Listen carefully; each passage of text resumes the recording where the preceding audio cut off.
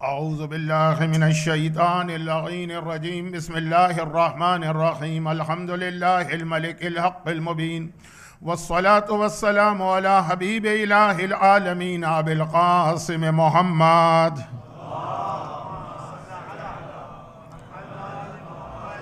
व आलिहि तय्यबीन ताहिरीन अल्लज़ीना अज़हबल्लाहु अन्हुमुर रिज्स व तह्हरहुम तत्हीरा।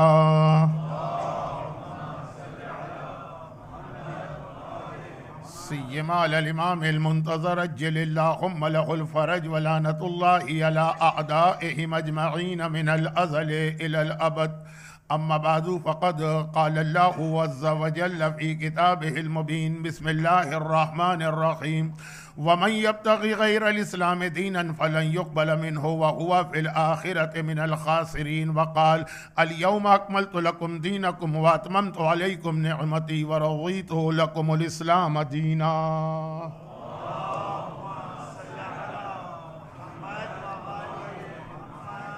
1446 हिजरा के अय्याम अज़ा के पहले अशरे की आज ये आखिरी गुफ्तगू है और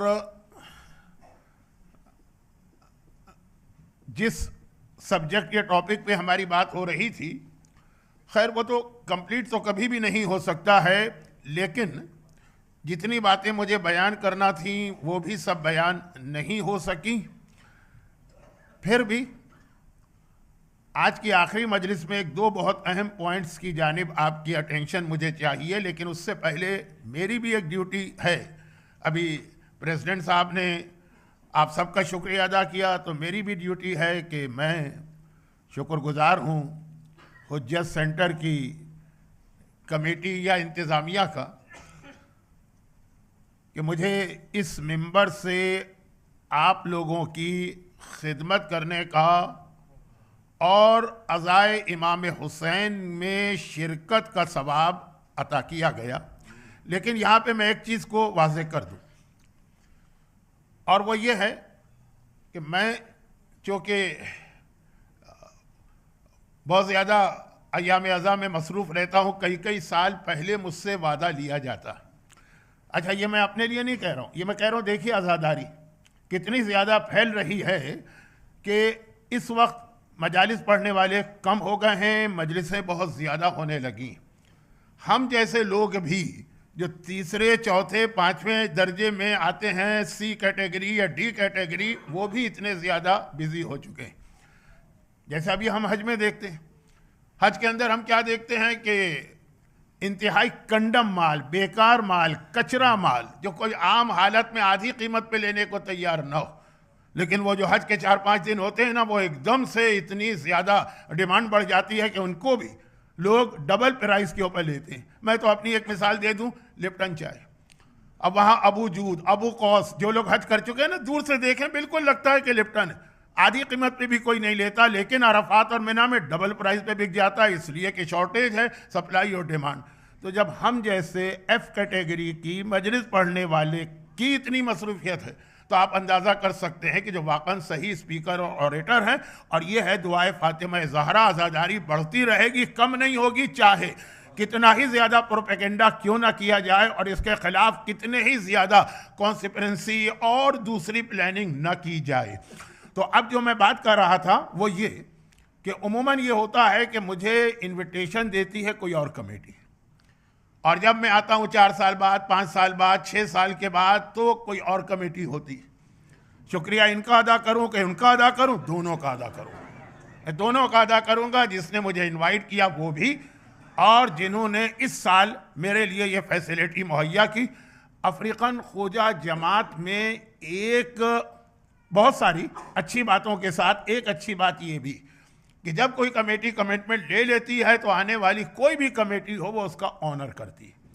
वरना बाकी तो बहुत ज़्यादा एक्सपीरियंस हुए कि कमेटी ने हमसे वादा किया मुहर्रम के अशरे का, जब वो टाइम आया तो दूसरी कमेटी ने कहा हमारा तो कोई कमिटमेंट नहीं था, आप जाइए उनको ढूंढिए कि जिनसे आपने वादा किया था, अब उनको कहाँ ढूंढे, पता नहीं वो कहाँ पे होंगे। तो ये बहरहाल एक अच्छी चीज़ है कि हर कमेटी पुरानी कमेटी के कमिटमेंट्स का ऑनर करती है।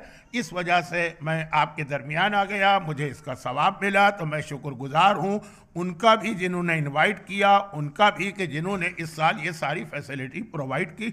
इस दफ़ा हुज्जत सेंटर में मजलिस पढ़ने में मुझे काफ़ी यानी आसानी हुई, काफ़ी मेरे लिए इजी रहा। दो मेन रीज़न, एक मेरे लेफ़्ट पर है, एक मेरे सामने। लेफ़्ट के ऊपर ये जो बस आप देख रहे हैं ना, मैं ज़बान से नहीं कहना चाहता, और मेरे सामने जो ये स्टॉप वॉच लगी है, इसने मुझे बहुत फैसिलिटी दी है और मैं अपनी तमाम तकारीर को आपने देखा होगा बहुत कंट्रोल करके पढ़ सका, वरना तो 90 मिनट 95 मिनट मुझे पता ही नहीं चलता था। लोगों ने कहा कि देखने की क्या ज़रूरत है, क्या मोमिनीन के फेस आपको नहीं बताते हैं कि आप बहुत ज़्यादा? मैंने कहा मुझे आई साइट का प्रॉब्लम है, मुझे मोमिन नज़र नहीं आता, उसका फेस कहाँ से नज़र आएगा। खैर, तो ये बात थी कि ये दो चीज़ें ऐसी थी जिसने मुझे मजालिस को बहुत कंट्रोल के साथ पढ़ने का मौका दिया, लेकिन फिर भी सब्जेक्ट बहुत वसी हो गया, इसलिए मुख्तसरन 2-3 बातें अर्ज़ कर रहा हूँ। देखिए, कभी भी हमारे मज़हब का यानी जो अहले बैत ने हमको टीचिंग दी है, शिया मज़हब जाफरी, अहले बैत का स्कूल ऑफ थॉट, उसका तरीक़ा ये नहीं रहा है कि ज़रा सी बात पे लोगों को काफिर बनाया जाए और कुफ्र के फतवे दिए जाए।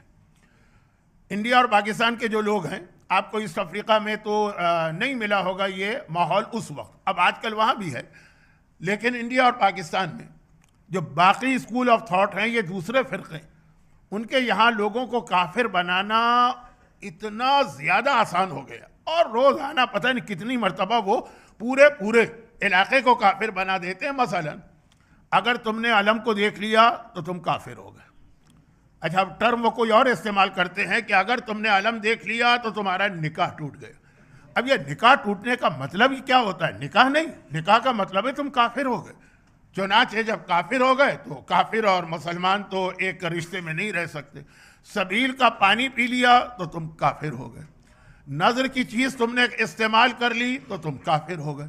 और ये तो एक छोटी सी बात है, वरना आपको मालूम है ना कि दुनिया में कितनी ही टेररिस्ट ऑर्गेनाइजेशन जो मुसलमानों में से बनी, और जिनमें से एक ने अभी हाल ही में मस्कत के अंदर जो जुल्म अजीम किया है, इन सब के पास एक फैक्ट्री लगी हुई है काफिर बनाने की। मुसलसल हर तमाम मुसलमानों को उन्होंने तकरीबन काफिर डिक्लेयर किया। हत्ता जो मुसलमानों में सबसे एक्सट्रीम एक फ़िरका है मसलन वहाबियत, वो उसको भी काफिर कहते हैं, और ये कहते हैं कि ये जो वहाबियों से भी ज़्यादा जो एक्सट्रीम है कि खाने काबा को हमें डिमोलिश करना है, क्योंकि खाने काबा लोगों की अटेंशन अल्लाह से हटा रहा।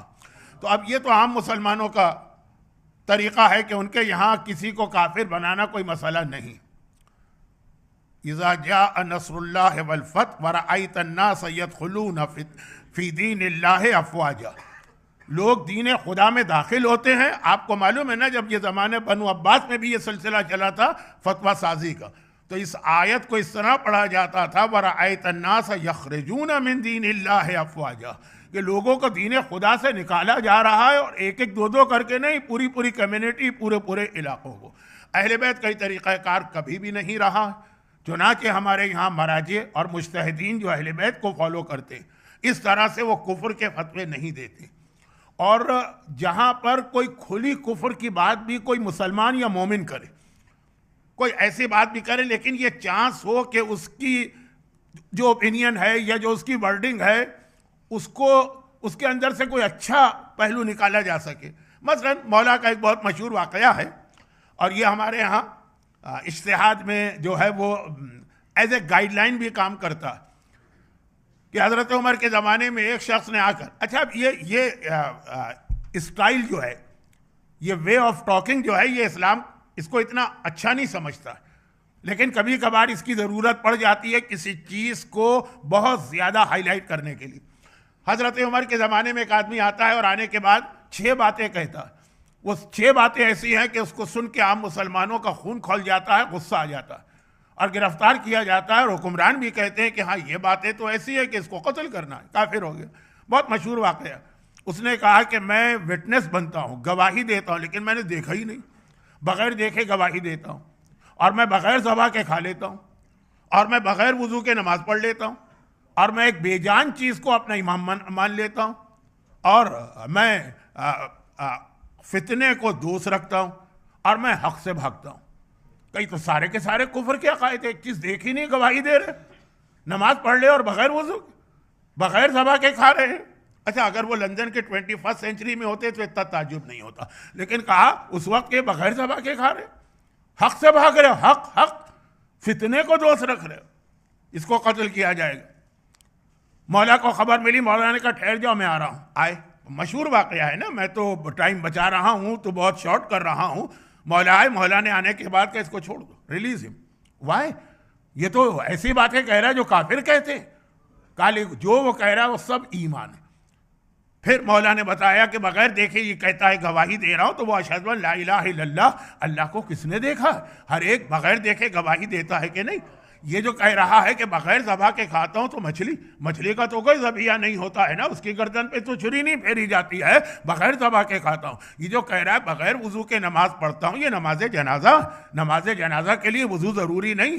ये जो कह रहा है कि मैं मसलन हक से भागता हूं, तो हक इन्नल मौता हक़्क़ुन, मौत तो हक है ना, लेकिन मौत से हर आदमी बचने की कोशिश करता। ये जो कह रहा है कि मैं फितने को दोस्त रखता हूं, तो अभी आपने सूरह मुनाफिकून पढ़ा, अमाले आशूरा की चौथी रकत की नमाज की चौथी रकत में, इन्नमा औलादुकुम व अम्वालुकुम फितना, माल भी फितना है, औलाद भी फितना है, लेकिन हर आदमी उससे मोहब्बत करता है। और ये जो कह रहा है कि बेजान को इमाम मानता हूं, तो कुरान भी उम्मत का इमाम है, तो हम कुरान को अपना इमाम मानते हैं कि नहीं? मौला ने कहा इसको रिलीज कर दो। और ये एक मौला ने एक फार्मूला हमको दे दिया कि हत्ता ये कि अगर कोई ऐसी बात भी करे जिसके अंदर से दो मीनिंग निकल सकते हैं, गालिबन अंग्रेजी में एम्बेजियस लैंग्वेज कहते हैं, इस लफ्ज पे नहीं जाइएगा, उर्दू में या अरबी में कहेंगे इबाम वाली, तो उसके अंदर भी हत्तल इम्कान कोशिश करो कि उसे काफिर ना बनाओ। अच्छा, ये स्टाइल थोड़ा रसूल खुदा का भी था कुछ चीज़ों में मसले को की अहमियत बताने के लिए। अब 21st सेंचुरी में तो रसूल खुदा की ऐसी हदीसें भी नहीं पढ़ी जा सकती, फौरन लोग कंप्लेन करने लगेंगे कि ये रसूल तो कैसे रसूल थे। क्योंकि मुझे याद है कि जब मैं लास्ट टाइम हुज्जत इमाम बारगाह में आया था, एक तो 2009 में था, अच्छा मैं तो पहली बार 1985 में आया हूँ। 1985 के कितने लोग इस वक्त जिंदा होंगे? आधे से ज्यादा लोग जा चुके। और उस वक्त के जो जवान वॉलंटियर थे, आज वो सारे के सारे जो हैं बूढ़े होके व्हील चेयर पर बैठे हैं, और मेरी भी वो कैफियत। मुझे बहुत याद आते हैं वो लोग, एक वजह से मैं यहाँ रुक रहा हूँ, बहुत याद आते हैं वो सारे पुराने लोग। और उसमें भी फिर वो लोग उस वक्त दुनिया में हज का काफिला एक मैं बनाता था पाकिस्तान से और ईस्ट अफ्रीका से आते थे। तो मसलन हमारे मरहूम अनवर हाशिम साहब जो कोविड के दरमियान दुनिया से रुखसत हुए, मुझे पता भी नहीं चला। मेरा दिल चाहता है इन तमाम मरहूमीन के लिए मैं भी एक मरतबा आपसे फातिहा की रिक्वेस्ट करूँ, सूरह फातिहा। बिस्मिल्लाहिर्रहमानिर्रहीम, अल्हम्दुलिल्लाहि रब्बिल आलमीन, अर्रहमानिर्रहीम, मालिकि यौमिद्दीन, इय्याका नअबुदु व इय्याका नस्तईन, इहदिनस सिरातल मुस्तकीम, सिरातल लज़ीना अनअमता अलैहिम गैरिल मग़दूबि अलैहिम वलद्दाल्लीन। हज के हवाले से मुझे कुछ अहम बातें करना थी। हमारा मरहूम अनवर हाशिम का हज का बहुत पुराना ताल्लुक़ है, लेकिन अब छोड़िए, टाइम कम है आज, इसलिए मैं जल्दी से सब्जेक्ट पे आ जाता हूँ। जब मैं लास्ट टाइम आया था 2019 में,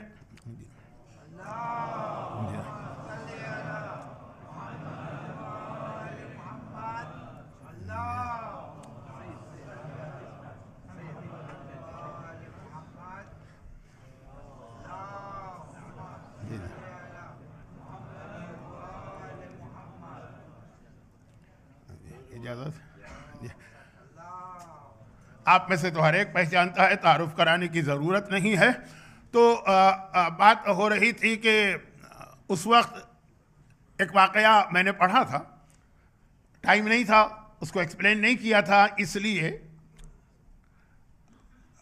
बाद में बहुत एतराज़ हुए, लेकिन रसूल पर। और ऐसे ही कुछ आज का वाक़या है, वो ये था कि जब नजरान के वो ईसाई आए थे, तो वो सोने और चांदी के जेवरात पहन के आए थे, बेहतरीन लिबास पहन के आए थे। पैगंबर ने उनकी तरफ अटेंशन नहीं की, मुंह फेर लिया, बल्कि उन्होंने सलाम किया, पैगंबर ने मुंह फेर लिया। और दोबारा वो इस तरफ आए तो पैगंबर लेफ्ट, और लेफ्ट पे आए तो पैगंबर फिर सामने। और उसका एक रीज़न था, उसकी एक लॉजिक थी, लेकिन लोगों ने कहा कि ये रिसालत तो हमारी समझ में नहीं आती, ये 21st सेंचुरी के जो उस वक्त के यूथ थे, ये तो अखलाक रसूल के खिलाफ है। वो एक अलग बात है कि हर जगह हर चीज़ का एक मौका और महल होता है, हर जगह अखलाक चलता भी नहीं है, लेकिन वो अखलाक के भी खिलाफ नहीं था। मैं उस तरफ नहीं जा रहा हूँ। उसी तरह ये वाकया जो अब मैं पढ़ने जा रहा हूँ, लेकिन वही बात कि किसी बात को हाईलाइट करने के लिए पैगंबर के पास मसलन एक बूढ़ी औरत आई, अब पैगंबर से पूछने लगी, बहुत मशहूर वाकया है, मैं बहुत शॉर्ट कर रहा हूँ, कि क्या मैं जन्नत में जाऊंगी? पैगंबर ने कहा कि बूढ़े तो जन्नत में जा ही नहीं सकते। आपको मालूम है कि मुसलमानों ने तो एक हदीस भी बना ली है कि अगर हसन और हुसैन जवानाने जन्नत के सरदार हैं तो कुछ लोग बूढ़ों के सरदार, तो बूढ़े तो जन्नत में मिलेंगे ही नहीं, तो सरदारी। अब ये मेरा मौजू नहीं होता। अब वो औरत ने सुना, बाहर निकली, बहुत गमगीन होकर बैठ गई और शायद रोने भी लगी। एक पैगंबर के बहुत मशहूर एक नाबीना साहबी हैं, मैं टाइम बचा रहा हूँ, वो गुजरे वहां से तो रोने की आवाज़ सुनी। कहा क्या रो क्यों रही है? कहा रसूल ने मना कर दिया, मैं जन्नत में नहीं जाऊंगी। रसूल ने उसको मना नहीं किया, रसूल ने एक जर्नलाइज बात कही थी। उन्होंने कहा अच्छा, मेरा बहुत पैगंबर से रिश्ता है, मैं जाके बात करता हूँ, या रसूल अल्लाह क्या वो औरत जन्नत में नहीं जाएगी? पैगंबर ने कहा तो ब्लाइंड और नाबीना वो भी जन्नत में नहीं जाएगा। ओहो, वो तो गए थे उसकी सिफारिश करने, खुद प्रॉब्लम में आ गए, वो भी बाहर बैठ गए, शायद वो भी रोने लगे। इतने में बिलाल हबशी वहां से गुजरे, ये दो रो रहे हैं रसूल के। अच्छा, रसूल की कोई हवेली, कोई बड़ा विला, कोई बड़ा मकान नहीं था, एक छोटा सा हुजरा दरवाजे के बाहर। क्या बात है? बात बताई, पैगंबर के पास गया, या रसूल अल्लाह क्या वो दोनों जन्नत में नहीं जाएंगे? पैगंबर ने कहा कि काला आदमी भी जन्नत में नहीं जाएगा। अब तो बिलाल की हालत भी खराब हो गई है बाहर। अब पैगंबर बाहर। देखिए, जन्नत की नेमतों को बताना था कि जन्नत कहते किसे हैं, खाली एक लफ्ज़ जन्नत ना सही, जन्नत की खुसूसियत मालूम होना चाहिए तो दिल में शौक पैदा हो। पैगंबर फौरन बाहर आए और आने के बाद कहा कि खुशखबरी हो, मैंने तुम लोगों को जन्नत से नहीं रोका। बूढ़ा कोई जन्नत में नहीं जाएगा, पहले उसको जवान बनाया जाएगा, फिर जन्नत में जाएगा। नाबीना को पहले आंखें दी जाएंगी, फिर जन्नत में जाएगा। और इसको काले आदमी को नूरानी बनाया जाएगा, फिर जन्नत में जाएगा। ये सब के सब जन्नत में जाएंगे। और एक जुमला और कह दूं, ये वाली जन्नत, अब देखिए पैगंबर ने भी यहाँ स्टाइल वो इख्तियार किया कि बज़ाहिर आपको लगे बात के दो मतलब थे। पैगंबर ने मुबहम एक बात कही, आधी बात कही, आधी बात बाद में बताई ताकि और ज्यादा जन्नत का शौक पैदा हो। लेकिन ये वाली जन्नत तो जब मिलेगी सो मिलेगी, इससे पहले दुनिया भी ये जन्नत बन जाएगी अगर हमारी वो दुआ जितने जल्दी कबूल हो। अज़मल्लाहु उजूरना व उजूरकुम बिमुसाबिना बिल हुसैन अलैहिस्सलाम व जअलनाकुम मिनत तालिबीना बिसारिही मआ वलिय्यिल इमाम। अगर वो ज़माने का इमाम आ गया तो जन्नत तो खैर बहुत दूर की चीज़ है, इस दुनिया में भी हर बूढ़ा जवान हो जाएगा, हर जिस्मानी बीमारी में मुब्तला इंसान सेहतमंद हो जाएगा, और जिस्मानी तौर पर कॉम्प्लेक्स या स्किन या इसमें जो खराबियां हैं तो किसी ब्यूटी पार्लर में जाने की जरूरत नहीं पड़ेगी। इमाम के आने की बरकत से हर आदमी नूरानी हो जाएगा। जमाने के इमाम को भी इतने ही शौक के साथ याद करें, मगर याद रखिए अब ये कुछ बातें थी कि जमाने के इमाम जब तक आ रहे हैं, जब आएंगे तो आएंगे, उनसे पहले का जो जमाना है ये बड़ा खतरनाक जमाना है, फितनों का जमाना है। अल अमान मिन फितनतिज़ ज़मान, जमानों के फितनों से अपने आप को बचाना है। 21st सेंचुरी के इस्लाम, ये जो है ना, ये अमल करना कितना मुश्किल हो रहा। अगरचे मैंने बार बार एक बात कही, वो ये है कि कोई हुक्म इस्लाम का ऐसा नहीं मिलेगा आपको जो 21st सेंचुरी में आपको मुश्किल लगे। हाँ, हम लेजी बन जाएं, कोई काम ही ना करना चाहें, सोचे घर में बैठे और हमारे बच्चे जो हैं वो सारे के सारे हमारे यासिर और मिक़दाद व सलमान व अबू ज़र बन जाए, वो तो नहीं होगा। मेहनत तो उस वक्त भी करना थी, आज भी करना है। मगर इसमें जो ख़ास बात है, देखिए बातें बहुत सारी हैं, वो सबको कंप्लीट करने का टाइम नहीं है। इस्लाम का कोई हुक्म ऐसा नहीं। शेख अब्बास क़ुम्मी मुंतहल अमाल के ततिम्मे में एक वाक़या लिखते हैं। अब मैं ज़रा इस वक्त कंफ्यूज हो गया, दो में से किसी एक का है। शेख अब्बास क़ुम्मी कौन है? जिनकी मफातिहुल जिना से तो आप पूरा साल अमाल करते रहते हैं। उनकी एक किताब है मुंतहल अमाल, जो चहारदा मासूमीन के हालात पर है, और चूँकि उसका उर्दू ट्रांसलेशन हो चुका, फारसी में, अरबी में भी ट्रांसलेशन हो गया, और होपफुली इंग्लिश में भी हो गया होगा। मुझे इंग्लिश के बारे में ज़्यादा नहीं मालूम। मैं सीरत मासूमीन पे इस किताब को बहुत ज़्यादा अप्रिशिएट करता हूँ, और हमारे नजफ़ हुकुम के बुज़ुर्ग उलमा भी इस किताब को बहुत ज़्यादा रिकमेंड करते हैं, क्योंकि किताब बहुत कंप्लीट टाइप की किताब है। इसके अंदर इमाम के हालात तो हैं, मगर हर इमाम की माँ के हालात भी हैं जो आम तौर पे नहीं आते। हर इमाम की औलाद के हालात भी हैं, औलाद के नाम तो आ जाते हैं लेकिन हालात, हर इमाम के असहाब के हालात भी हैं, सहाबियों के नाम तो आ जाते हैं। बस रसूल खुदा के तो 8-10 सहाबियों के हालात भी पता हैं, 5वें 6ठे 8वें इमाम, वो असहाब इजमा मसलन वो जो 18 हैं उनके हालात सब आपको इसमें मिलेंगे। इस किताब में चहरदा मासूमीन के हालात हैं। उसके बाद उन्होंने इसका एक सप्लीमेंट लिखा, वो ततिम्मा, वो जो मैंने मुआविया के बारे में शब आशूर और उससे पहले मजलिस में पढ़ा, उसकी अक्सर चीज़ें उसमें मौजूद हैं। किसी ने मुझसे पूछा तो नहीं कि रेफरेंस क्या, लेकिन मैंने खुद ही चाहा कि आज रेफरेंस दे दूं। उसमें वो लिखते हैं या फखरुद्दीन राजी के बारे में। अच्छा, ततिम्मा मुंतहा क्या है? उसमें इस्लामिक हिस्ट्री, मासूमीन के हालात के अलावा इस्लामिक हिस्ट्री है। पहली हिजरी से शुरू हुआ, फिर एक खलीफा के वो हालात जो आपको मजलिस में नहीं सुनने को मिलेंगे। और जैसा कि मैंने इससे पहले भी कहा कि हज़रत आयतुल्लाह सिस्तानी और रहबर आगा खामेनाई दोनों ने इस किस्म के टॉपिक्स को डिस्कस करने से मना किया। मजलिस में नहीं मिलेंगे लेकिन बुक में आपको मिल जाएंगे। ओ पूरे पहले खिलाफत से लेकर बनु अब्बास के आखिर तक के, और बहुत ही शॉर्ट लेकिन बेहतरीन तरीके से। तो यह फखरुद्दीन राजी के बारे में लिखा है, यह जलालुद्दीन सुयूती, ये दोनों बहुत बड़े। फखरुद्दीन राजी हाफिज कुरान है, जलालुद्दीन सुयूती हाफिज हदीस है।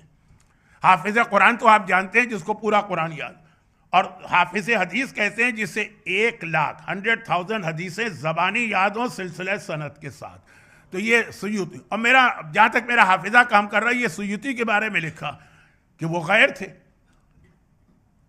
लेकिन आखिरी उम्र में वो दीन अहले बैत इख्तियार किया, और एक आर्गूमेंट के साथ, सिर्फ एक दलील, वो मेरे सब्जेक्ट से रिलेटेड है, वो ये कि अब शिया और सुन्नी का एक बड़ा इख्तिलाफ यह है कि हम कहते हैं कि रसूल अपना जानशीन मुकर्रर करके गए, सक्सेसर, और बाकी मुसलमान कहते हैं कि रसूल ने यह बात उम्मत पे छोड़ दी थी कि तुम खुद ही डिसाइड करते रहना। अब मैं अपने किसी आलिम की बात नहीं कर रहा हूं, एक ऐसे आलिम की बात कर रहा हूं जो अपने फिरके के अहम तरीन टॉप 10 उलमा में आता, और वो शिया हो जाता है ये कहकर कि जितना मैंने दीन देखा है, इस्लाम ने हमें कंप्लीट गाइडलाइन दी है। बस ये लफ्ज़ था जिसके लिए मैंने ये वाकया आपके सामने कोट किया, कंप्लीट गाइडलाइन दी। उसने तो इतना लिखा, लेकिन मैं जो पहले दिन से कह रहा हूं कंप्लीट गाइडलाइन दी है, और 1st सेंचुरी के लिए भी, और 21st सेंचुरी के लिए भी, और 31st सेंचुरी के लिए भी, और 41st सेंचुरी के लिए भी, और इस दुनिया के लिए भी, और जो दूसरे प्लेनेट है वहां के लिए भी, और जो आउटर गैलेक्सीज है वहां के लिए भी। कहीं भी आप चले जाएंगे आपको कोई प्रॉब्लम पेश नहीं आएगा। हाँ, खुद ही एक आदमी अमल ना करना चाहे या खुद ही जरा सी भी मेहनत ना करना चाहे, तो उसमें तो जैसा मैंने कहा कि आप बीमार हैं तो सेहत भी नहीं मिलेगी, आप बेरोजगार हैं तो आपको रोजगार भी नहीं मिलेगा। हत्ता अगर आपको बेनिफिट भी लेना है तो कुछ फार्म भरना होते होंगे, ऑनलाइन अप्लाई करना होता, इतनी जहमत भी आप ना करें और कहें कि बस 21st सेंचुरी में इस्लाम मिल जाए। तो उनका जुमला तो ये था, लेकिन अब बात पूरी कर लें।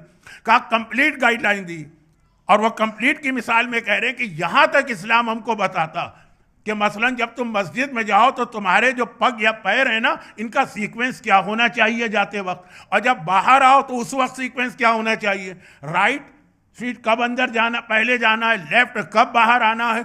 हत्ता ये मस्जिद तो मस्जिद, टॉयलेट में जाओ तो वहां के बारे में भी इस्लाम ने कंप्लीट गाइडेंस दी है कि कौन सा पैर जाएगा, कौन सा पैर आएगा। मसाइल तो मुझे नहीं बताना का, जो इतना कंप्लीट रिलीजन हो कि ये पैरों का मूवमेंट भी वाजिब नहीं किया। ये मैंने एक जुमला कहा था कि वाजिबात और हराम वो बहुत महदूद है, ये मुस्तहबात और मकरूहात ही तो 21st सेंचुरी में हमारे काम आएंगे। एक फ्लेक्सिबिलिटी आप छोड़ भी सकते हैं, लेकिन खुद इस्लाम को समझे ना, इतना कंप्लीट कि आपके पैर किस तरह से आगे पीछे होंगे ये भी इस्लाम आपको बता रहा। वो इस्लाम इतने बड़े मसले को अनडिसाइडेड छोड़ दे कि रसूल के बाद उम्मत क्या करेगी, किस तरह से जिंदगी गुजारेगी, कहीं हो ही नहीं सकता, ये मेरी अक्ल कबूल नहीं करती है। और ये कहकर वो सारे फिरके देखे का शिया वाहिद फिरका है जो ये कहता है कि रसूल ने इस मसले को भी अनसॉल्व नहीं छोड़ा, गदीर खुम में इस मसले को तय करके गए। तो ये 21st सेंचुरी में इस्लाम, ये 21st सेंचुरी में इस्लाम जो पैरों की हरकत भी आपको बता रहा है, कैसे हो सकता है कोई ऐसा हुक्म दे जो आपके लिए बहुत मुश्किल या नामुमकिन हो। हाँ, थोड़ी कोशिश करना पड़ेगी, हो सकता है जरा ज्यादा कोशिश करना पड़े। और इसके लिए एक बहुत अहम चीज, क्योंकि टाइम बहुत कम रह गया, ये जो आज़ादारी का इंस्टीट्यूशन हमारे पास, ये बहुत अहम इंस्टीट्यूशन है। आप याद रखिए कि इस आज़ादारी के अय्याम अज़ा के पहले अशरे की आखिरी मजलिस है ना, इस आज़ादारी के ऊपर जिस तरह से आजकल अटैक हो रहे हैं। अब हिस्ट्री का एक छोटा सा पॉइंट और आपको बता दूं, और वो ये है कि हिस्ट्री हमको ये बताती कि बनु उमैया ने सारी जिंदगी अहले बैत के खिलाफ जुल्म किए ना, वो नाकाम रहे। और उनके बाद एक दूसरा खानदान आया बनु अब्बास, उन्होंने अहले बैत पे जुल्म किए, वो कई चीजों में कामयाब हो गए। बहुत मुख्तसर, क्योंकि ये वाकयात इतने इंटरेस्टिंग हैं लेकिन मशहूर हैं, तफसील नहीं बताता। जब बनु उमैया की हुकूमत थी, चौथे इमाम हजर अस्वद को बोसा देने आ रहे हैं, सारा मजमा छट गया, लोगों ने रास्ता दिया, जगह दी लोगों ने। खलीफा को जगह नहीं मिल रही, अगरचे उस वक्त वो वली अहद था हशाम, उसे जगह नहीं मिल रही, उसे कोई आगे नहीं जाने दे रहा। और इधर चौथे इमाम आए, मजमे ने जगह दे दी। बहुत मशहूर वाक़या है, और अभी आप 25 मुहर्रम को शहादत में शायद फिर सुनेंगे, जगह दे चौथा इमाम। कितना जुल्म हो चुका है अहले बैत पे, चौथा इमाम तो मजलूम तरीन इमाम, जगह दे दी। छठे इमाम का जमाना आता है, बनु अब्बास की हुकूमत है। रावी ने देखा छठे इमाम तवाफ कर रहे हैं, हजर अस्वद के करीब भी नहीं जा रहे, बोसा नहीं दे रहे। रावी ने कहा कि मौला, ये तो हजर अस्वद को बोसा देना तो मुस्तहब है ना तवाफ में, खैर वाजिब तो नहीं है, कुछ लोग वाजिब समझते थे, अब तो जमाना गया मुस्तहब, लेकिन आप बोसा नहीं दे रहे। कहा इसलिए कि ये मुसलमान जो है मुझे जानते और पहचानते तो नहीं है, चुनांचे अगर मैं बोसा देने जाऊंगा तो इस वजह जो क्राउड है वहां पे उसको अजियत होगी, उसे तकलीफ पहुंचेगी, और मैं ये नहीं चाहता कि एक मुस्तहब काम की खातिर इन हज करने वाले हाजियों को अजियत और तकलीफ पहुंचाऊं। तो अब ये रिवायत, वैसे तो इसका एक और भी मैसेज है कि कोई ऐसा काम ना करे जो मोमिन को अजियत हो, हत्ता आज़ादारी में तो खास तौर पे अवॉइड करे। आपका तो ये मसला नहीं है, लेकिन पूरी दुनिया में मजलिसें पढ़ता हूँ, हर वक्त ऐलान होता है कि फलां का ड्राइववे ब्लॉक है और फलां का घर ब्लॉक है और ये प्रॉब्लम और वो प्रॉब्लम। तो ये तो एक मैसेज है। दूसरा मैसेज क्या? दूसरा मैसेज है कि चौथा इमाम आ रहा है तो सारा मजमा इमाम को पहचानता है, रास्ता दे रहा है।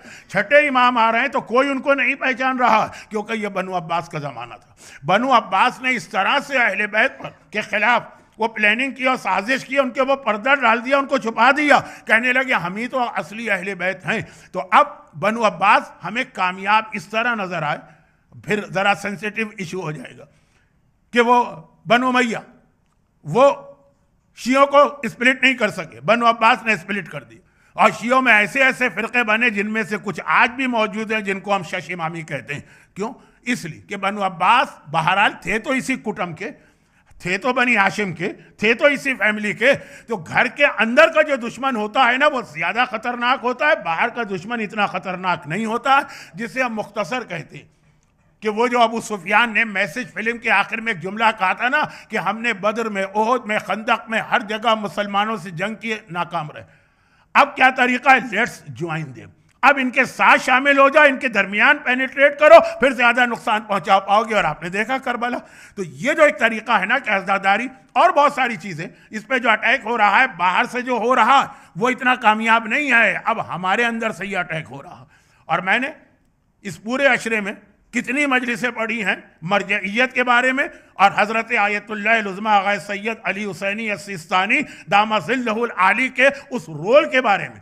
तारीख़ तशय्युअ में ऐसा मर्ज कौन मिलेगा? मैं बहुत तफसील से हालात बता चुका हूँ। एक अजीब पर्सनैलिटी और शख्सियत, कोई सोच भी नहीं सकता कि ये शख्सियत इतने अहम मौके पर इतना अहम रोल प्ले करेगी। लेकिन क्योंकि मैं 3 दफ़ा मजलिस में पढ़ चुका हूँ, आज उस पर नहीं जा रहा हूँ, तो ये आज़ादारी, ये जो मरजइयत थी, इस आज़ादारी को प्रोटेक्ट कर रही है, बहुत अहम इंस्टीट्यूशन। और एक जुमला मैंने तीसरी मजलिस में कहा था, उसको ज़रा सा एक्सपेंड कर रहा हूँ या एक्सटेंड कर रहा हूँ। सदका, मैंने कहा था कि सदका देने वाला चाहे किसी हालत में हो, मैंने सदका देने वाले को बहरहाल कभी मोहताज और परेशान हाल नहीं पाया है। और आज़ादारी करने वाला, आज़ादारी में जितना आप खर्चा करते हैं, आज़ादारी करने वाले को भी मैंने कभी इस तरह से परेशान हाल नहीं पाया। आजकल हमारे यहाँ ऐसी भी रिफॉर्म होती है ना कि आज़ादारी को कट शॉर्ट करो, बहुत ज़्यादा मजलिसें होने लगी हैं, नऊज़ुबिल्लाह, बहुत ज़्यादा आज़ादारी फैल गई है, इसको कम से कम करो।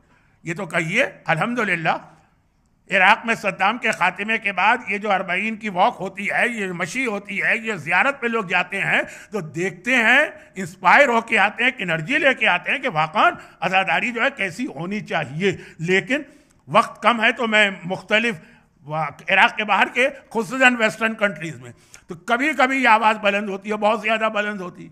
अच्छा, अब यहाँ पे आज मैंने कहा ना शुरू में कि मुझे हज बहुत याद आ रहा, क्योंकि कई रिवायतें हज और अज़ादारी से के बारे में सिमिलर। हज में एक रावी ने कहा था इमाम से, ये उस काफ़ी किताब में हज किताबुल हज की ये रिवायत। इंडिया पाकिस्तान के लोग काफ़ी को उसूल काफ़ी कहते हैं, हमारे यहाँ इसी नाम से मशहूर हो गई, जबकि उसूल तो सिर्फ पहली 2 वॉल्यूम है, लेकिन खैर। तो उसूल काफ़ी में किताबुल हज में रिवायत है ना कि उस रावी ने कहा मौला मैं हर साल हज को जाता था, इस साल हालात कुछ ख़राब हैं तो मैं हज पे नहीं जाना चाहता हूँ। इमाम ने कहा तो अगर हालात ख़राब हैं तो तुम हज में क्यों कमी कर रहे हो? ऐसा ही ख्याल है, अपने खाने में थोड़ी कमी कर दो, अपने लिबास में थोड़ी कमी कर दो, अपने रहने के स्टाइल में। पूरे वर्डिंग नहीं बता रहा हूँ, लेकिन उसका मैसेज ये था कि जो कुछ तुम्हें कमी करना है या अपना बजट छोटा करना है वो हज ही में तुम्हें याद आ रहा है। यही हजरत इमाम खुमैनी ने 1980 के मुहर्रम के मैसेज में कहा था, जब अटैक हुआ था सद्दाम की जानिब से ईरान पे, खुर्रम शहर, अबादान, वो जितने भी तबाही थी वहाँ के लुटपुट के लोग, पूरे शहर तबाह हुए। टाइम कम है तो ज़रा मेरी स्पीड फास्ट हो गई। पूरे शहर तबाह हुए थे, लोग तेहरान की सड़कों पे आके बैठे हुए थे। कौन लोग? जो बड़े इज्जत वाले थे, जो बड़े प्रॉपर्टी वाले थे, लेकिन पूरे शहर तबाह। इनकलाब ईरान भी अपने पहले स्टेज में। उस वक्त एक नारा लगा था ईरान के अंदर भी, और वो नारा यही था कि भाई इस साल हम आज़ादारी को बहुत ही कम कर देते, और जो खर्चा बचेगा वो इन बेवाओं को, यतीमों को, गरीबों को, इनकी मदद को जाएगा। तो यही उनका खुतबा था 1980 के मुहर्रम का खुतबा, देखिएगा। उसमें उन्होंने यही कहा था कि जो कमी करना है तो अपने घर में करो ना। वहाँ पे मसलन बड़ा घर बेच के छोटा घर ले लो, लिबास कम बनाओ, बीवी के जेवर में कमी कर दो, फ्रिज के अंदर कमी कर दो, और किसी खर्चे में कमी नहीं है। जो कमी करना है इमाम हुसैन के नाम पे होने वाले खर्चे में करना। तो ये जो है आज़ादारी को नुकसान पहुँचाने का एक तरीका ये भी कि जी हम अस्पताल बना लेंगे, बनाइए। और कौम में बहुत दिल वाले भी हैं और लोग देने वाले भी हैं और देते भी हैं, इतने प्रोजेक्ट चल रहे हैं। लेकिन आज़ादारी में कमी ना बहुत अहम ये है। लेकिन मैं आज़ादारी पे बात नहीं करना चाह रहा हूँ, ये तो इतनी बात इसलिए हो गई कि तमीज़ मानना थी। आज़ादारी में एक बहुत अहम बात का ख्याल करना। आज़ादारी में ये फितने का ज़माना है, ज़हूर इमाम, भाई यही मराजे हैं। मैंने एक जुमला आपसे कहा था ना कि मराजे इस वक्त हमारी लास्ट डिफेंस लाइन। अगर इस लाइन को आपने कोई नुकसान पहुंचा दिया तो फिर गुमराही में कोई शक नहीं। तो आज़ादारी के हवाले से एक जुमला। अच्छा, अब ये मेरा एक बहुत बड़ा सब्जेक्ट, इसमें मैं बहुत मजलिसें पढ़ चुका हूँ, शायद मोर देन 100। तरबियत औलाद, अब ब्रिंगिंग ऑफ योर चिल्ड्रन। अब ये 21st सेंचुरी का भी इसके अंदर हिस्सा है। तो बहुत सारी बातें उसमें आती हैं। यूजुअली या जर्नली कहा जाता है कि माँ का रोल बहुत अहम है, या बाप।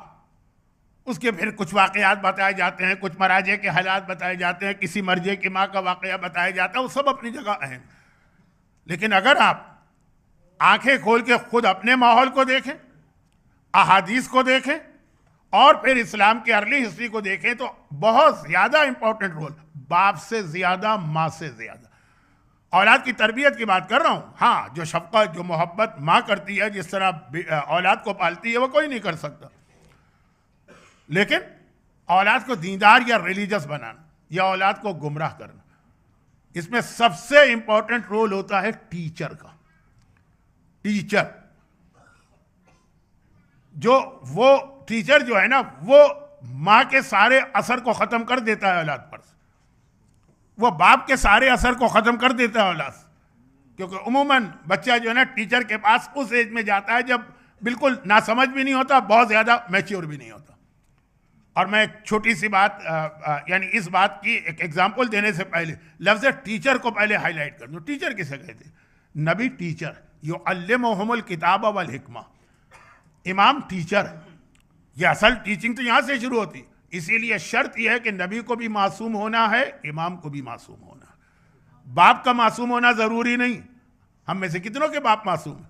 माँ का मासूमा होना ज़रूरी नहीं, हम में से कितने की माँ मासूमा? एक की भी नहीं। हाँ, जो बिल्कुल जिनका शजरा महफूज है, शहजादी कौनैन से जाके फैमिली ट्री मिलता है, वो मासूमा थी, लेकिन बाकी तो नहीं। हाँ, तो बाप और माँ काफिर भी हो तभी औलाद समझ जाती है। लेकिन नबी और इमाम जो पहला टीचर है, इसके बाद टीचिंग को ज़रा सा टाइम नहीं है, मसाइब का वक्त आ गया, लेकिन ज़रा सा हाईलाइट कर दो टीचिंग को। बाप और माँ के बाद नबी और इमाम मासूम, इसलिए कि टीचर बिल्कुल ठीक होना चाहिए। इसके बाद मर्जे वक्त अदालत, और अदालत की भी जरा कुछ कड़ी शर्त हैं, वो भी हमें बिल्कुल परफेक्ट और सही ढूंढना, किसी इधर उधर के प्रोपेगेंडे के अंदर मुब्तला नहीं होना। इसके बाद फिर हमारा रेसिडेंस आलिम, इसके बाद फिर मिंबर पर जाने वाला हमारा स्पीकर या जाकिर या आलिम, ये सब टीचर है ना, ये टीच करते हैं। इनमें अगर कहीं आपने कंप्रोमाइज कर लिया, तारीख के दो बहुत मशहूर वाकयात हैं, वाकयात तो बयान करने का मौका नहीं है, इशारा कर दूं। उमर इब्न अब्दुल अजीज, कहा जाता है कि ये वो शख्स है, बल्कि कहा क्या जाता है तो साबित है, मुआविया ने जो सिलसिला शुरू किया था मेरी 9 मुहर्रम की मजलिस, मौला अली को बुरा भला कहने का पूरा एक सिस्टम, तो उसमें यह भी था कि हर जुमे के खुतबे का एंड होता था मौला अली पर लानत के फ़िक्रे से, नऊज़ुबिल्लाह। उमर इब्न अब्दुल अजीज उसी खानदान का एक फर्द है, हुक्मरान बना और पहला हुक्म उसने यही जारी किया कि इस लानत को निकालना। अच्छा, इतना इजी नहीं था, पूरी फैमिली से लड़ना था, तो वो यहूदी का आना और उसकी बेटी का रिश्ता मांगना, बहुत वाकया तो मशहूर है, मुझे नहीं पता कि आपने सुना है कि नहीं, टाइम नहीं। और आखिर में उसने वो लानत का फ़िक्रा निकाल के सूरह नहल की आयत खुतबे में शामिल की, इन्नल्लाह यामुरु बिल अदल वल इहसान व इताइ ज़िल क़ुरबा व यनहा अनिल फ़हशाइ वल मुनकर वल बग़य यइज़ुकुम लअल्लकुम तज़क्करून। इस आयत पे ख़त्म होगा दोस्त। पूछा गया कि आखिर आप इस खानदान में पैदा हुए, सारी जिंदगी इस खानदान में गुजरी, और माहौल वही था जो आपने 9 मुहर्रम की मजलिस में सुना, उसी माहौल में भी उमर इब्न अब्दुल अजीज, घर में हो, बाहर हो, सड़क पे हो, दोस्तों में हो, जुमे के खुतबे में जाए, नमाज के कुनूत में आए, मदरसे में जाए, खेलने के लिए बकरे का बच्चा, वही माहौल। फिर क्यों? कहा मेरा बाबा मदीने का गवर्नर था, चुनाचे उस वक्त के गवर्नर की एक ड्यूटी थी कि वो नमाज जुमा भी खुद पढ़ाए, तो मेरे बाबा नमाज जुमा भी पढ़ाते थे और खुतबा भी देते थे, बेहतरीन स्पीकर थे अपने ज़माने के, ओरेटर। अरबों की खिताबत तो वैसे ही मशहूर है, उसमें भी एक क्लासिकल एग्जाम्पल। कहा लेकिन जब वो आखिरी जुमले पे आते थे, एक मरतबा उनकी जबान लड़खड़ा जाती थी। अच्छा, एक दफ़ा हुआ, मैं सोचा कि ठीक है, थक गया होगा स्पीकर, खुतबा दिया है, थक गया होगा, इसलिए दूसरा जुमा, तीसरा जुमा, चौथा जुमा, आखिर एक दिन मैंने कहा बाबा आप अरब के माने हुए इस वक्त स्पीकर और ऑरेटर, आई बेहतरीन आप जुमे का खुतबा देते हैं, आखिरी जुमले पे आपकी जबान क्यों लड़खड़ा जाती है? कहा कि चूंकि मुझे पता है कि अली कौन है। अब ये गवर्नमेंट का ऑर्डर है तो मुझे ये जुमला कहना पड़ रहा है, लेकिन मैं जानता हूं कि अली कौन। मुझे ये पता है कि जिस मस्जिद में मैं खुतबा दे रहा हूं, अगर अली ना होते तो इस दुनिया में कोई मस्जिद ही कायम ना होती। ये अली की ये मस्जिद अली की वजह से बनी है और मस्जिद अली की वजह से बची।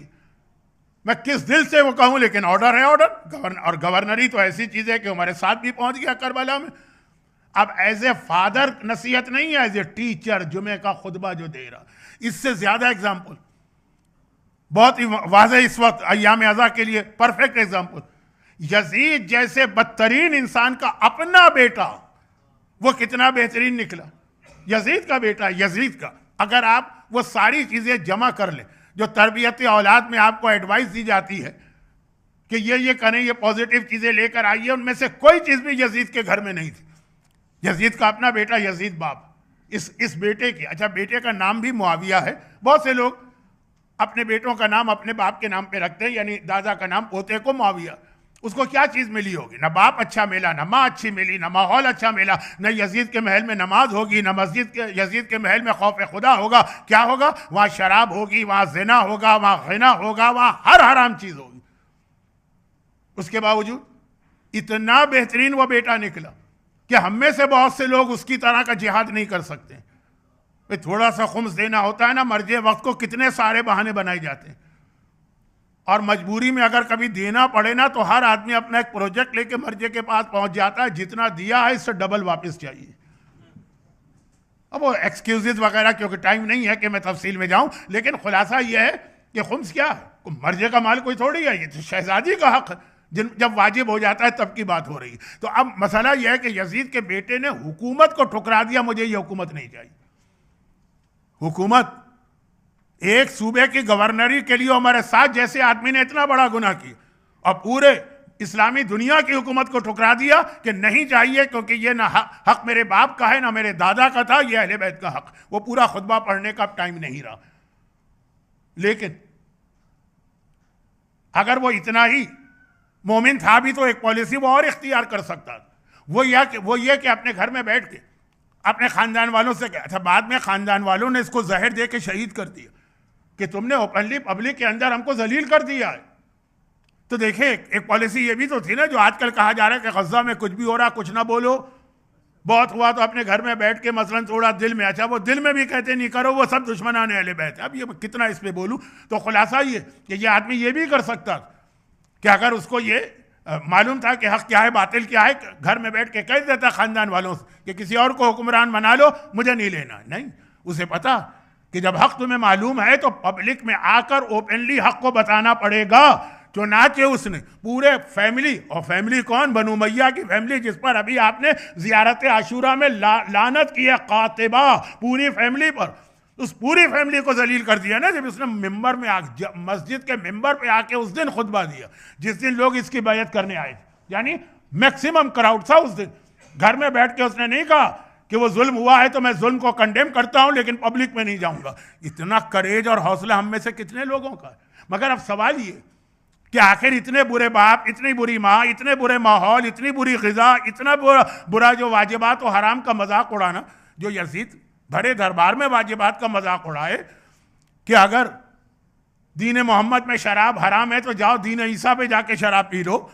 जो जुमला कहे कि शराब बेहतर है नमाज से क्योंकि कुरान ने शराबी को वैल नहीं कहा, नमाजी को वैल कहा, जो भरे दरबार में ये जुमले कह रहा हो, घर में क्या माहौल होगा, इसका बेटा ऐसा अच्छा कैसे निकल गया।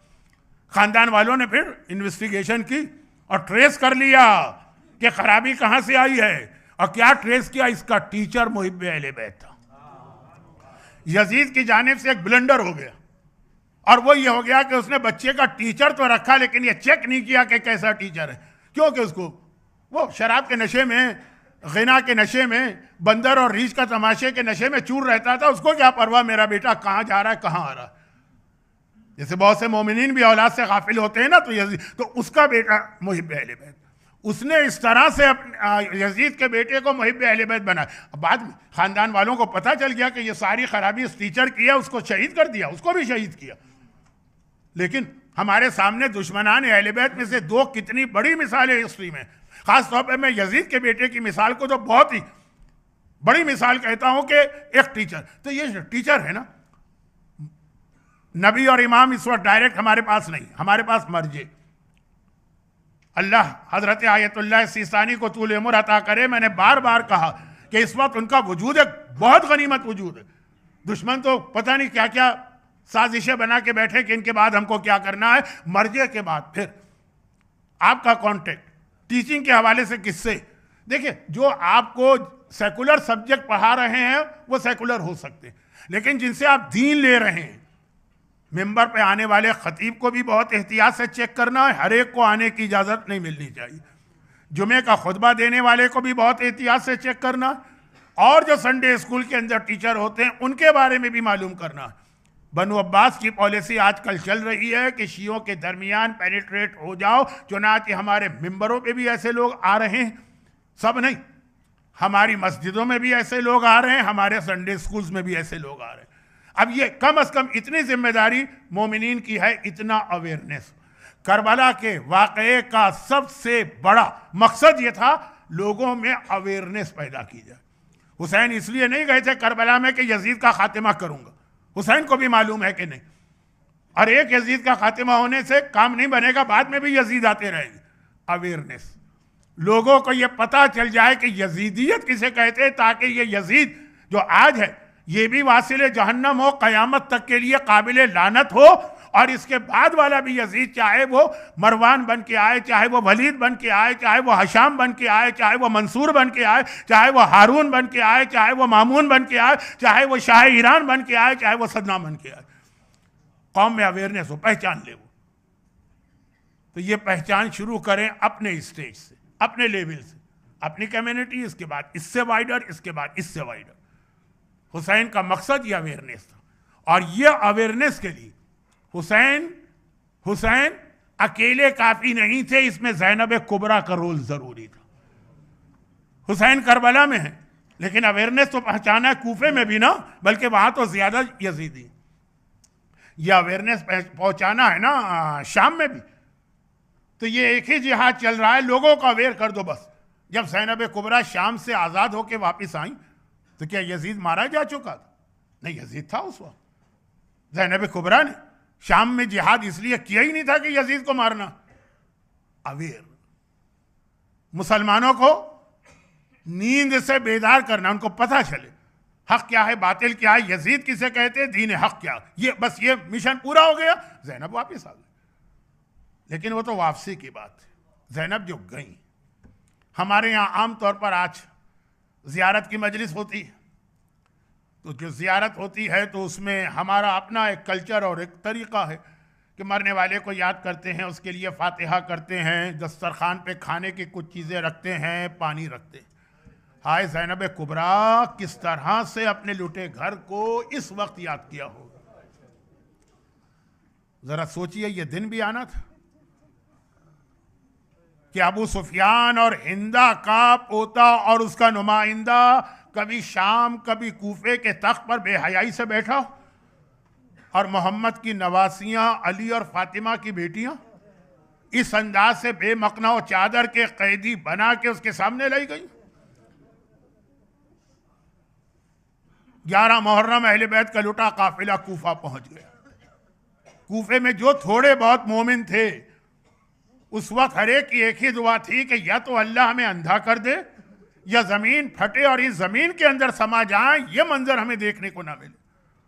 आका हुसैन ने पूरे करबला के वाक़ये में ओपनली पब्लिक में कोई मौजिज़ा नहीं दिखाया, कोई मौजिज़ा पब्लिक में नहीं। वो एक शब आशूरा कुआं खोदा था जनाब सकीना के लिए भी, वो भी सिर्फ खानदान के खवातीन, लेकिन ओपनली एक ही मौजिज़ा था, बाजार कूफा में कटे सर ने कुरान की तिलावत शुरू।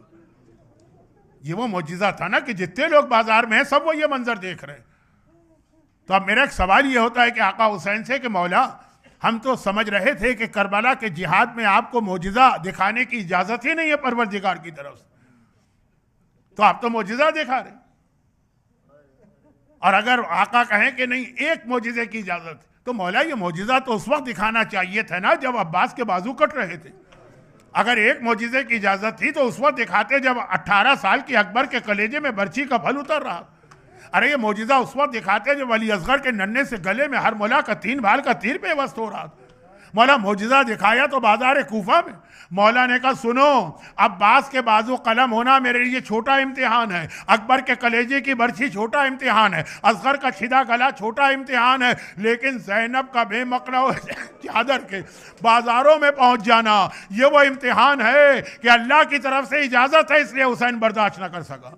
क्योंकि जैसे ही हुसैन के कटे सर ने नौके नेज़ा पे तिलावत शुरू की, वो कूफे के सारे औबाश लोग जो सड़क के दोनों तरफ खड़े मोहम्मद की नवासियों का तमाशा देख रहे थे, वो सब वहां से हटके कटे सर के करीब आ गए। ये तो ऐसा मौजिज़ा था ना, और ज़ैनब महफूज हो गई। मगर उस वक्त भी ज़ैनब ने हमें एक अमली पैगाम दिया, प्रैक्टिकल मैसेज दिया, और वो क्या कि काफिला बाजार कूफा में रोक दिया गया। हुसैन का कटा सर नौके नेज़ा पे तिलावत कर रहा। ये मौजिज़ा देख के कूफे के सारे मर्द इन ऊँटों के करीब से हट के उस नेज़े के करीब पहुँच गए, और मोहम्मद की नवासी उसी जलते सूरज के नीचे बालों से चेहरा छुपाए, सर को झुकाए अपने ऊंट पर बैठी है। उधर इब्ने ज़ियाद कह रहा है कि ऐ उमर साद, काफिले को जल्दी न लाना, बाजार कूफा में थोड़ी देर खड़ा रखना। क्यों? 2 रीज़न बता रहा है। पहला रीज़न ये बता रहा कि अभी मेरे दरबार का डेकोरेशन कंप्लीट नहीं हुआ है। अल्लाह अल्लाह, इब्ने ज़ियाद के दरबार का डेकोरेशन और मोहम्मद की नवासियाँ यहाँ जलती धूप के अंदर खड़ी रहें। और दूसरा जुमला कहता है कि अभी मेरे दिल को सेटिस्फेक्शन नहीं हुआ, जब तक के कूफे का एक एक आदमी ज़ैनब के खुले सर को ना देख ले मुझे इत्मीनान न होगा। लेकिन ज़ैनब मर्ज़ी खुदा पे राजी सर झुकाए है। पुराने ज़माने की छोटी छोटी गलियां होती हैं, जैसे मुंबासा में आपने देखा, दारुस्सलाम में कूफे की भी छोटी गली। ये ऊंट जहां रुका है वो एक मोमिना का मकान है जिसका नाम उम्मे हबीबा। बहुत बूढ़ी हो चुकी है, बहुत बूढ़ी हो चुकी है, ज़माने से कटी हुई है, उसको पता ही नहीं कि दुनिया में क्या हो रहा। हाँ, कल हाकिम का हुक्म आया था कि आज विक्ट्री का सेलिब्रेशन है, सारी औरतें नए लिबास पहन के मकान की छत पे आए। ये भी छत पे आके बैठ गई। क्या देखती? आज शब जुमा, आज शब दुआ, दुआ कबूल होती है, इस एतबार से भी मसाइब का टुकड़ा है। क्या देखती है? मेरे घर के बिल्कुल सामने जो ऊंट रुका है, उस पर इस सफ़ेद बालों से चेहरा छुपाए कोई बीबी तो बैठी है, मगर उसकी गोद में एक नन्ही बच्ची है जिसके रुखसार पे तमाचों के निशान बहुत दूर से नजर आ रहे हैं, जिसके कानों में जमा हुआ खून बहुत दूर से नजर आ रहा। और यही नहीं, बच्ची ने एक बार सर उठाया और बीबी को देख के कहा, फूफी अम्मा, क्या यहां भी मुझे पानी नहीं मिल सकता? मैं बहुत प्यासी। अब ज़ैनब तो क्या जवाब दें, उम्मे हबीबा तड़प गई। एक मर्तबा दौड़ के जाती है, पानी का कूजा लेके आती है, पानी का जाम आगे बढ़ाती है, ले बच्ची ये पानी पी ले। सकीना को पता है पानी का सवाल तो मेरे बाबा ने भी असगर के लिए किया था, तो पानी का कूजा ले लिया, पानी पीना चाहती हैं, लेकिन इससे पहले कि पानी होठों तक पहुंचे, उम्मे हबीबा का एक जुमला कान में पड़ गया, ऐ बच्ची जब पानी पी लेना तो मेरे हक में 2 दुआएं करना, क्योंकि खुदा तुम जैसे यतीमों और कैदियों की दुआ बहुत जल्द कबूल किया करता है। सकीना बहुत छोटी, अब पानी नजर आ रहा है तो प्यास और बढ़ जाती है, लेकिन है तो मुश्किल कुशा हैदर कर्रार की पोती ना। पानी को अपने होठों से दूर कर दिया, कहा पहले बता तेरी हाजत क्या है, पहले तेरे लिए दुआ की जाएगी फिर पानी पिया जाएगा। बस एक मर्तबा कहा, पहली दुआ तो मेरे दिमाग में अभी अभी आई है, खुदा मेरे बच्चों को तेरी तरह से यतीम और कैदी ना बनाए। नन्ही सकीना ने नन्हे नन्हे हाथ जोड़े, खुदा बंदा मेरे बूढ़े बाबा के कटे सर का वास्ता, मेरे चचा अब्बास के कलम शुदा बाजुओं का वास्ता, जैसी यतीमी और कैद सकीना पर आई है ये मोमिना के बच्चे महफूज रहे। और हाँ, तेरी दूसरी दुआ क्या है? वो दुआ तो आप में से भी हर एक की है, आप 40 की तैयारी भी कर रहे हैं। कहा दूसरी दुआ ये है कि बहुत बूढ़ी हो गई हूँ, मरने से पहले एक बार खुदा मुझे मदीने की ज़ियारत का मौका और दे दे। इधर सकीना ने तो दुआ शुरू की, ज़ैनब ने दुश्मनों के शहर में अपने शहर का नाम सुना, चौंक के सर उठाया। कहा मदीना क्यों जाना चाहती? कहा मदीना मेरे मौला अली का शहर है, मेरी शहजादी फातिमा का वतन है। ज़ैनब ने कहा लेकिन अब तो अली भी दुनिया में नहीं रहे, फातिमा भी ना रही। तो कहा क्या हुआ, अली का बेटा मेरा आका हुसैन तो है, फातिमा की वारिस मेरी शहजादी ज़ैनब तो है। अपना नाम सुना, कहा कि ऐ ज़ईफ़ा, क्या खाली ज़ैनब का नाम सुना है कि पहचानती भी है? उम्मे हबीबा फख्र से कहती है, लो कैसी बात करती हो, पहले तो हर साल बीबी की जियारत को जाती थी, अब बुढ़ापे ने मजबूर कर दिया मैं और ज़ैनब को ना पहचानूं। ज़ैनब ने देखा दाएं बाएं सामने कोई नामहरम मुतवज्जे नहीं है, बस चेहरे से बालों को जरा सा हटाया, अय उम्मे हबीबा जरा देख के पहचान, मैं ही फातिमा की बेटी ज़ैनब हूँ। उम्मे हबीबा ने सिर्फ एक जुमला कहा, तड़प के देखा, कहा शहजादी आपके बाजुओं में रस्सी है, आपके सर पे चादर नहीं है, अरे मेरा आका अब्बास कहां चला गया? अब्बास की बहन को कैदी, अब्बास की बहन के सर से चादर। अजरुकुम अल्लाह। खुदावंदा बाबुल हवाइज अब्बास से अलमदार के नाम पे मसाइब इस ख़िताम को पहुंचे हैं। मोमिनीन कराम का गिरिया और ये आंसू, और आज की शब जुमा इस मजलिस में मौजूद तमाम मोमिनीन और मोमिनात को, इनके घरों को, इनके घर वालों को, इनकी औलादों को दुनिया और आखिरत की हर परेशानी से महफूज फरमा। गम हुसैन के सिवा इन्हें हर गम से नजात दिला। खुदा बंदा जितनी हाजतें लेके ये इस सफ़े अज़ा पे बैठे हैं, ये सारी हाजतें पूरी फरमा। आज की शब जुमा शोहदाए करबला की ज़ियारत का वास्ता हमारे तमाम मरहुमीन की मग़फ़िरत फरमा, बीमारों को शिफाए कामिला अता फरमा। दुनिया भर में जहाँ जहाँ मजलूम मुसलमान हैं, बल्कि कोई भी मजलूम इंसान, उनकी जान माल इज्जत व आबरू की हिफाजत फरमा। हमें मरते दम तक बल्कि मरने के बाद भी हुसैन के अज़ादारों में शामिल फरमा। खुदाबंदा हमारे तमाम उलमा और मराजे खुसूसन मर्ज वक्त हज़रत आयतुल्लाह उज़्मा गैस सिस्तानी को तूल उम्र अता फरमा। और खुदाबंदा इन मज़ालिम के इंतकाम के लिए इमाम ज़माना के ज़हूर में ताजील फरमा। रब्बना तक़ब्बल मिन्ना इन्नका अंतस समीउल अलीम।